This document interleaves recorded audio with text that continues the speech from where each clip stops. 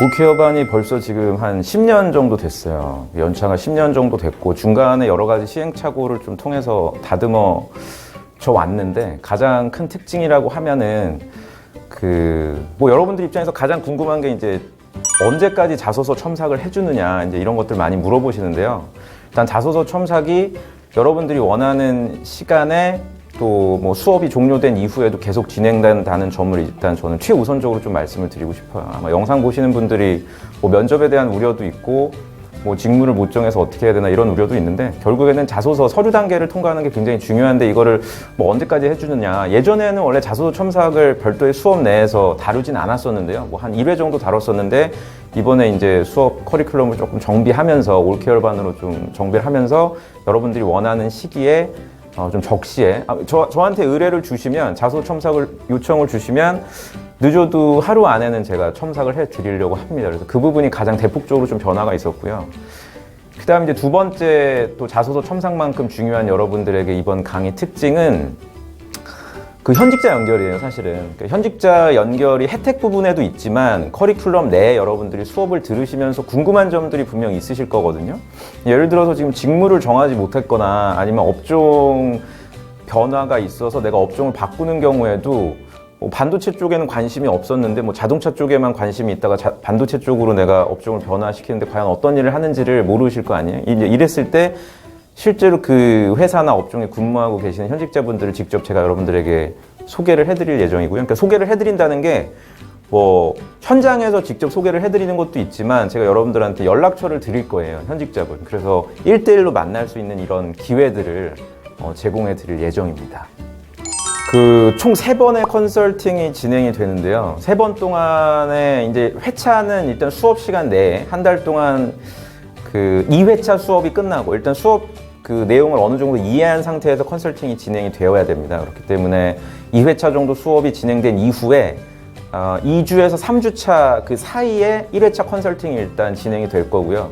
1대1 진행하는 방식과는 좀 다른 점이 뭐냐면 나와 관심사라든지 또는 고민사항이 유사한 그룹을 제가 묶을 거예요. 뭐 예를 들면 뭐 그걸 이공계, 인문계로 묶지는 않고요. 뭐 공백기가 좀 긴 사람들 조 하나로 이렇게 만든다라든지 또는 뭐 여성 엔지니어 뭐 같은 기수분들 뭐 이렇게 묶는다라든지 해서 적게는 3명 또는 최대 5명 내에서 제가 직접 한 명 한 명씩 여러분들 이력을 좀 보면서 어떤 직무를 선택을 하는 게 맞는지 또는 어떤 업종을 선택하는 게 맞는지 그리고 입사후가 아니죠. 구직 활동하면서 보완해야 될 스펙이 어떤 것들이 있는지에 대해서 제가 좀 말씀을 드릴 거예요. 제가 이렇게 말씀드리면 아마 여러분들이 잘 이해가 안 되실 것 같은데 그 2달 전에 만났던 그 학생 중에 한 명이 이제 그룹 컨설팅을 하는데 제가 그 이력을 점검하던 중에 그분이 가장 큰 고민이 무엇이었냐면은 전자공학과였는데 직무라든지 회사는 정해진 상태였어요. 근데 이제 면접장에만 가면은 이제 최종 면접에서 계속 탈락을 하는 겁니다.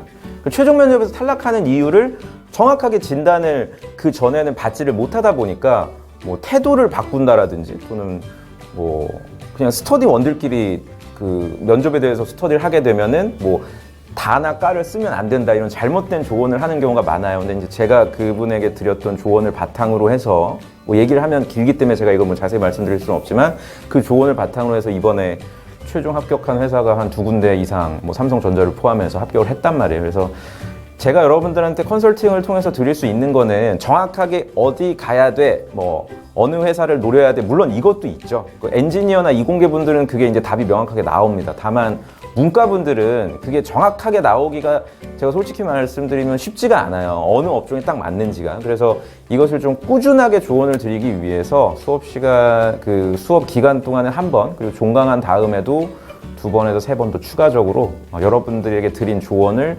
컨설팅한 어드바이스를 점검해 나갈 예정이니까요. 그 점을 좀 기억해 주시면 좋을 것 같습니다.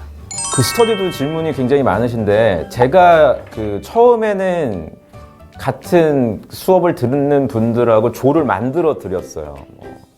이공계 분들 조, 문과 분들 조, 이런 식으로 만들어 드렸었는데 제가 그 시행착오를 좀 겪으면서 느낀 게 제가 이렇게 딱 만드는 것보다도 여러분들이 수업을 들으면서 나와 같은 성향 또는 나와 같은 방향인 분들을 스스로 찾아서 같은 기수분들도 있지만 위에 기수분들 또는 기존의 스터디 진행을 참 잘하고 있는 저희 올케어반 학생들이 굉장히 많습니다. 그래서 그분들의 노하우를 함께 진행한다면 좋을 것 같아서 제가 만들어 드리진 않고요. 여러분들이 스터디를 구할 수 있도록 제 카페를 통해서 자율적으로 만들 수가 있습니다. 제가 이렇게 말씀드리면 굉장히 뭐 그냥 안 만들어주고 넘어가는 거 아니냐라고 생각하는데, 제가 스터디는 확실하게 여러분들이 운영할 수 있도록 도움을 드리니까요. 그 점을 기억해 두시면 좋을 것 같고, 모든 스터디들이 다 잘 되는 건 아니에요. 그래서 스터디원들끼리 노력도 있어야 되고, 이번에 뭐 상반기 2019년 상반기 합격자들을 보면은 같은 기수는 아닌데 이제 다른 기수분들하고 같이 스터디를 하면서 내가 인적성 부분, 문과분이었는데 내가 인적성 부분에 있어서는 확실히 좀 단점이 있어서 다른 기수 이제 공대생들하고 아침에 주기적으로 만나서 그분들의 어떤 문제 푸는 스킬이나 노하우를 함께 공유하는 스터디를 하다 보니까 그 통과하기 어렵다는 GSAT도 통과가 되고, 본인은 또 이공계분들이 부족한 면접 스킬들을 또 도움을 주고, 이런 과정을 통해서 같은 스터디원들이 다 합격하는 케이스도 있었으니까요. 여러분들이 너무 스터디는 걱정하지 않으셔도 될 것 같아요.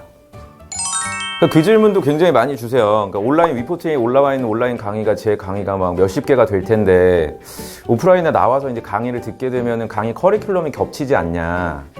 결론적으로는 하나도 안 겹칩니다. 제가 겹칠 만한 내용들은 과제로 여러분들에게 내어드려요. 제 교재들이 있지 않습니까? 자소서 책도 있고 뭐 직무책도 있고 한데, 여러분들이 스스로 학습할 수 있는 내용들은 저희 수업이 일주일에 한 번씩 만나잖아요. 그러니까 그 일주일 기간 동안에 뭐 자소서 작성 법이라든지, 또는 내가 가지고 있는 경험들이 과연 자소서에 활용될 수 있는 경험인가, 이런 것들은 일주일 동안에 저한테 점검받을 수 있는 뭐 팟캐스트라든지 과제가 있기 때문에 거기서 해결을 하게 되고요. 수업 때 와서 여러분들이 하시는 건 대부분 참여하는 실습 형태입니다. 뭐 예를 들면은 내가 지원한 직무에서 필요로 하는 게 과연 리더십적인 역량이냐 또는 팔로워십적인 역량이냐, 이런 것들 면접 때 질문을 한단 말이에요. 근데 이거를 그냥 외워버리면은 잘 와닿지가 않아요. 어떤 답이 맞는지를. 그래서 이러한 내용을 가지고 실제로 기업에서 나오는 그 뭐 PT 면접이나 또는 집단 과제 면접 주제들을 제가 강의 형태로 정리를 해서 그 과제를 여러분들한테 할당해 드립니다. 그럼 그 내용을 가지고 같은 기수분들하고 집단 과제를 진행하는 형태로 하니까요. 결론적으로 온라인 강의를 들으신 분들은 뭐 더 학습 효과는 있겠죠. 반면에 듣지 않으셨더라도 과제를 통해서 충분히 습득이 가능하시니까 그 부분은 염려를 안 하셔도 될 것 같습니다. 언제 듣는지에 대한 질문도 굉장히 학생들이 많이 하는데, 사실 제가 솔직히 말씀드리면 3학년 2학기 때 듣는 게 가장 좋아요. 그러니까 3학년 2학기 시점이 이제 본격적인 취업 준비를 해야 되는 4학년 직전이잖아요. 그래서 그때 수강했던 수강생들의 합격률은 거의 100%인 것 같아요. 미리 이제 준비를 하고, 물론 이제 내가 가지고 있는 경험들이 3학년 2학기 때면은 많지 않잖아요. 오히려 그러다 보니까 제가 그 빈 도화지에 그려드릴 수 있는 부분이 많고요.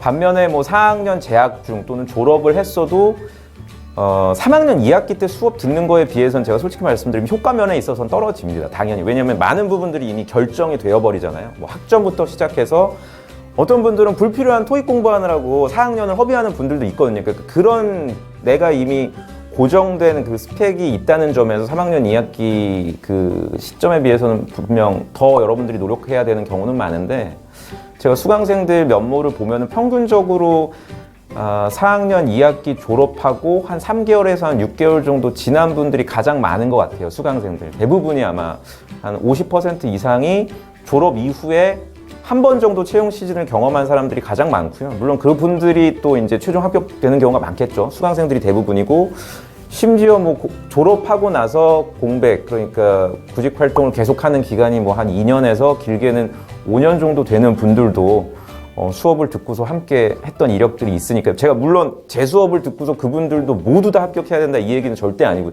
제 수업 듣는다고 해서 다 잘 되는 건 아니에요, 여러분들. 절대로. 여러분들의 의지에 따라서 달라지는 부분이라는 건 제가 마지막으로 꼭 말씀을 드리고 싶고, 다만 제 수업을 듣는 분들이 무조건 뭐 고스펙이어야 되고 뭐 인서울의 수도권 대학생들만 들을 수 있고 지방대생들은 못 듣고 이런 경우는 전혀 아니니까요.